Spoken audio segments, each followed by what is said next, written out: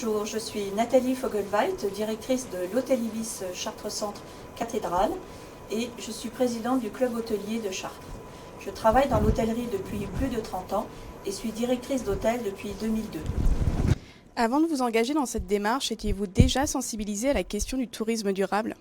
Oui, j'ai la chance d'avoir intégré la marque Ibis qui a été rapidement soucieuse de mettre en place des actions environnementales au travers des normes ISO 9001 puis 14001. Des formations ont été apportées par mon entreprise très rapidement. Cette dimension a déclenché une prise de conscience immédiate et naturelle. Je me suis sentie actrice et ai toujours pensé que je pouvais participer au travers d'actions pour limiter mon impact sur l'environnement. Je pense avoir toujours été sensible à la nature dès mon plus jeune âge, les espaces naturels, la montagne, la mer et la cause animale notamment. De plus, je suis sensible au développement personnel et donc orientée vers l'équité, les causes des femmes, l'égalité homme-femme, l'inclusion. Cela forme un tout pour moi. Aviez-vous déjà mis en place des actions au sein de votre établissement? Oui, tout à fait. Depuis 2003, j'œuvre dans les différents établissements que j'ai dirigés à la mise en place d'actions. À minima, les économies d'énergie, le changement des ampoules par des LED, les économiseurs d'eau dans les salles de bain et les économies sur le lavage du linge au travers de l'action Plante Force de Planète. Cela me plaît de participer au fait de replanter des arbres au Sahel par exemple ou en forêt de Brocéliande grâce à ce programme.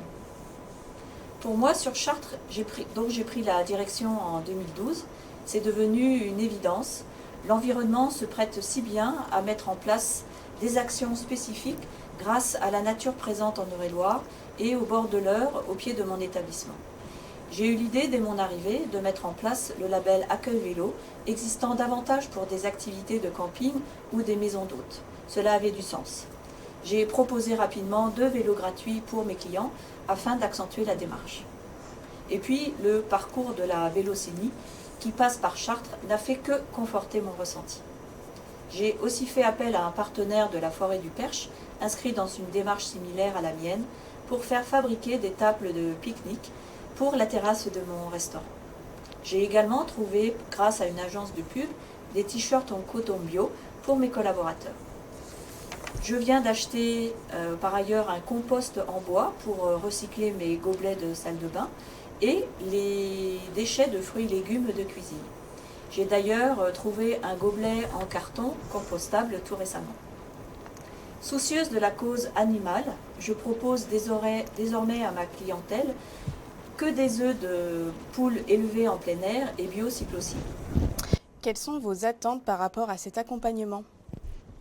Mes attentes restent de mettre en place un écolabel pour mon établissement et de montrer à mes collègues directeurs Accor et du club hôtelier, aussi impliqués que moi, que c'est possible.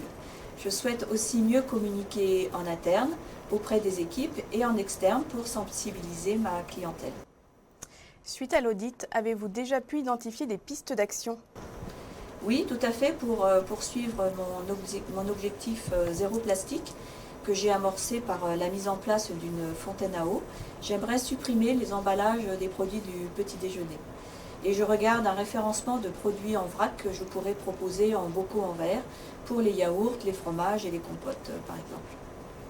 Je souhaite supprimer les conditionnements plastiques du gel douche par des savonnettes qui pourraient être recyclées via une association du type Unisoap et offerte au Resto du Cœur de Chartres. Voilà.